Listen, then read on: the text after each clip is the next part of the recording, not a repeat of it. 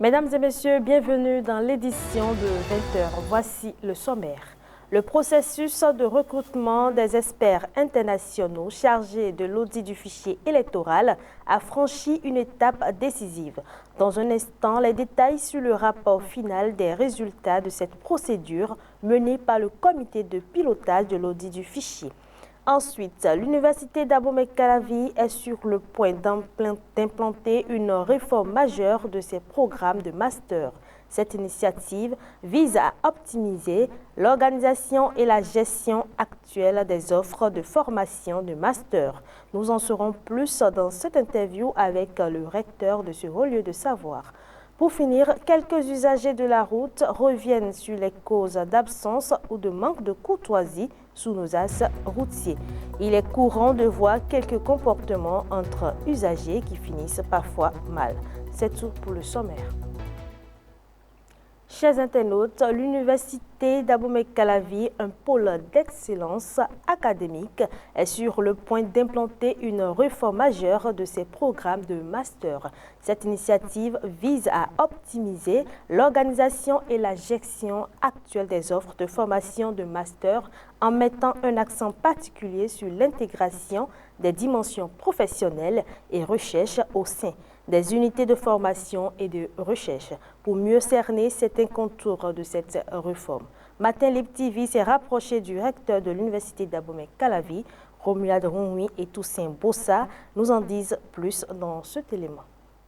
L'objectif principal de cette réforme est d'améliorer significativement la qualité de la formation et par conséquent la qualité des diplômes de master délivrés. En préparant les diplômés à la fois pour le doctorat et pour le marché du travail, l'université d'Abomey-Calavi entend former des professionnels polyvalents et hautement qualifiés, et ceci pour se soumettre aux nouvelles réformes universitaires en cours au Bénin. En 2012, il y avait un arrêté ministériel qui stipule précisément en son article 3 qu'il faut organiser la gestion des masters. Donc les masters professionnels et les licences sont confiés aux établissements de formation et de recherche aux entités et les masters de recherche sont confiés aux écoles doctorales. Mais avec les réformes en cours dans le pays, les réformes universitaires ont donné naissance à plusieurs décrets, parmi lesquels le dernier décret qui nous concerne surtout, c'est le décret 2024-1054 du 24 juillet 2024 portant statut des universités publiques du Bénin. Donc dans ce décret, à son article 19, maintenant, a dit qu'il faut transférer les masters maintenant aux entités de formation et de recherche et de laisser seulement les études doctorales aux écoles doctorales. Ainsi, les universités publiques du Bénin vont relever plusieurs défis pour assurer le succès de cette réforme. La surveillance accrue de ces points importants dans les formations de master sera cruciale pour garantir la pertinence et l'efficacité des nouveaux programmes. Ce master va former les gens pour aller sur le marché du travail et former aussi les gens maintenant pour poursuivre leurs études. C'est là maintenant le gros souci. Donc on va refondre nos formations. Les cours que nous donnons pour les masters, on va refondre ce temps, bien sûr sur le vigilant du Centre de pédagogie universitaire d'assurance qualité, reprendre ces cours donnés et forcément on va chercher à améliorer la qualité de cette formation-là. Ensuite, il faut les équipements nécessaires pour cette formation. Bon, on n'en a pas assez. Ceux qu'on a là, comment les disposer, comment les répartir pour une gestion équitable. Donc il y a un certain nombre d'étapes que nous devons traverser nécessairement avant de sursoir à l'exploitation concrète de ces décrets-là.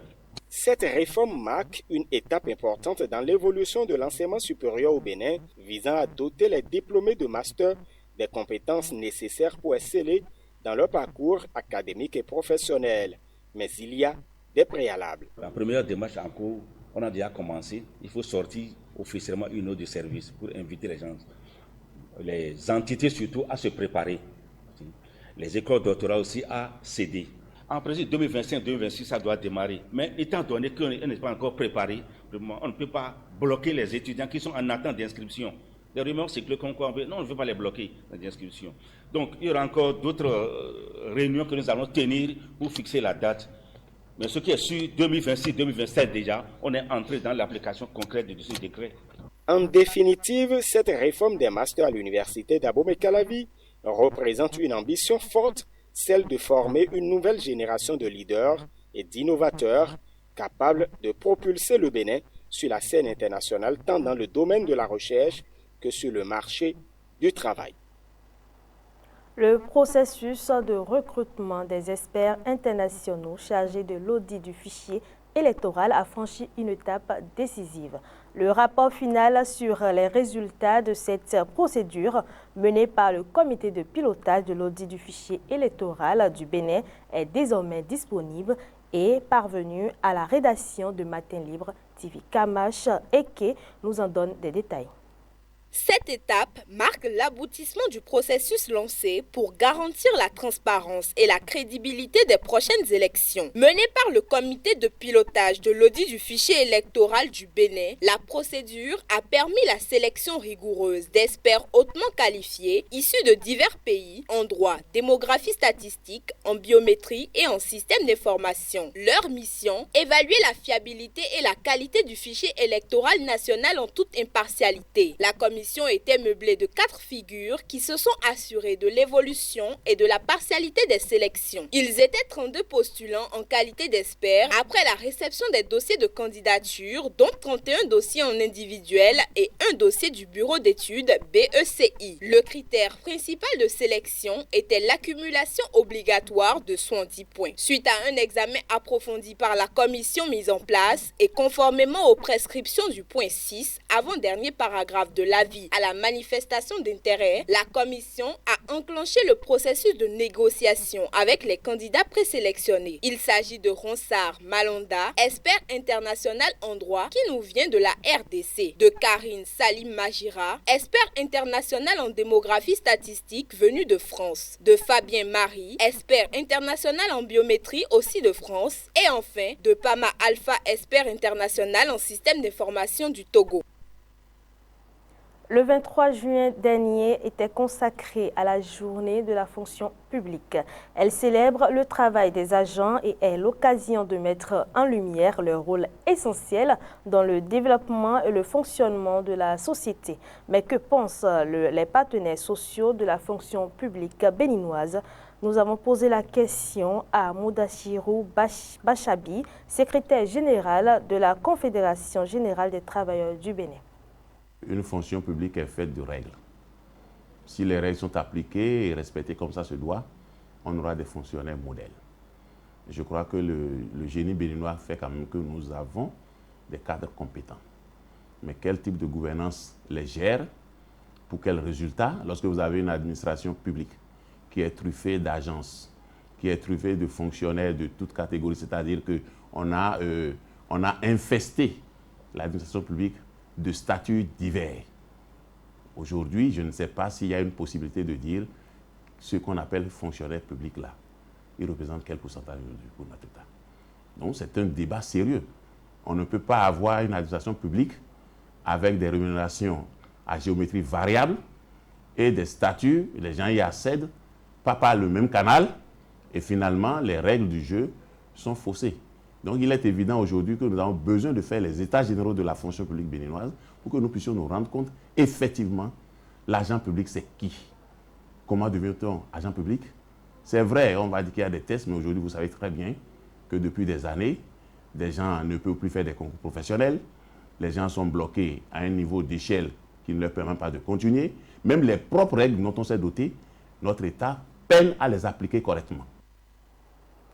Le responsable syndicat trouve par ailleurs que le monde syndicat béninois traverse depuis quelques années une difficulté qui ne dit pas son nom. Et cela laisse croire un étouffement des syndicats.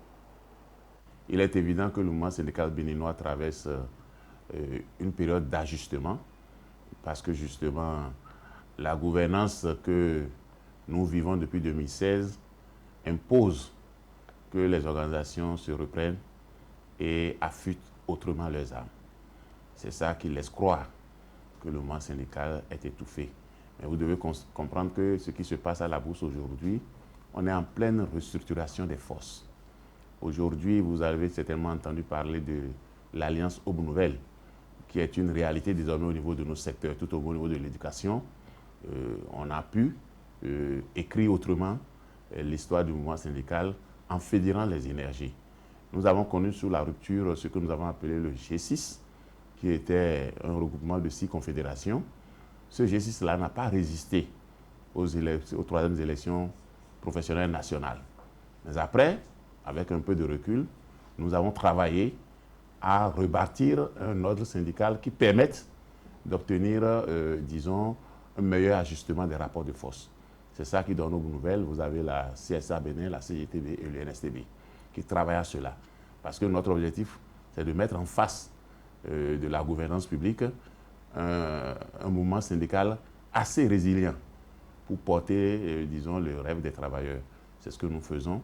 Et comme il faut rentrer en laboratoire pour construire tout ça, le spectateur qui est de l'autre côté peut se poser des questions pour dire, mais est-ce que véritablement il y a encore un syndicat? Moi, je crois que le syndicat existe, mais on prend les forces, on prend la forme qu'il faut pour pouvoir rester dans un contexte où on peut être résilient à tout moment, quelle que soit la forme de gouvernance que nous aurons en face. Le respect du code de la route, ce n'est pas qu'une affaire d'observance, de panneaux de signalisation ou de feux tricolores. C'est aussi une question de courtoisie, de civisme et parfois de bon sens. Quelques usagers de la route reviennent sur les causes d'absence ou de manque de courtoisie sur les axes routiers. Ils sont au micro de Maëla Leroux-Bellou et Toussaint Bossa. Chez certains conducteurs des Émidjans, les incivilités sont devenues monnaie courante. Refus de priorité, cris, insultes ou encore manœuvres brusques. Si certains évoquent la fatigue ou le stress de la journée, d'autres pointent du doigt un manque flagrant d'éducation routière. Affaire d'injure là, les gens ne savent pas conduire sur les voies. Parce que, et encore, affaire de dépassement sur des gosses lots, les gens ne savent pas conduire. Il y a des moments que les gens conduisent, brusquement tu vas les voir devant toi-même. Et en même temps, on dit, imbécile, salopard. Des injures comme ça, tous les motocyclistes ne savent pas conduire, c'est pour cela qu'ils injurent des gens. En voulant faire le dépassement, donc, ils ne contrôlent pas. C'est qu'ils arrêtent subitement, quoi. Donc, tandis que l'autre, lui, il est derrière, il est dans son allure, quoi. Vous avez vu, non? Donc, avant que lui doit arrêter, il doit faire un signal pour l'autre qui est derrière, pour que l'autre sache qu'il a quelque chose qui est devant. Donc, il s'arrête subitement, sans contrôle, donc c'est à cause de ça, il y a un peu d'injure et autres là. L'éducation est très très différente parce qu'il y a beaucoup de gens, même dans les voitures aussi, c'est comme ça ils font. Regarde-moi, c'est un poli, salopard. Bon, tout ça là, c'est l'éducation qui provoque tout ça. Si les gens peuvent se corriger, ça fera plaisir à tout le monde. Bon, si tu arrêtes dans Goslo, bon, on va te laisser pour dire que bon, passe. Il faut le laisser passer. C'est bon aussi. Donc c'est parce que nous tous, nous ne sommes pas de même humeur. Vous avez vu? Nous tous ne sommes pas de même humeur. Et nous n'avons pas reçu les mêmes éducations. Ok? Donc moi particulièrement qui suis ici là, donc sans vous mentir, il y a des moments qui arrivent. Mais moi je prends ma mal en patience. Donc j'exhorte mes collègues qui ont cette habitude en tout cas de laisser quand même. Une chose est sûre, la route, c'est un espace partagé. Et pour mieux cohabiter, un brin de respect ne serait pas de trop. Merci de nous avoir suivis. C'est la fin de ce journal. N'oubliez pas de vous abonner et appuyer la cloche de notification pour ne rien rater de nos prochaines informations. Portez-vous bien.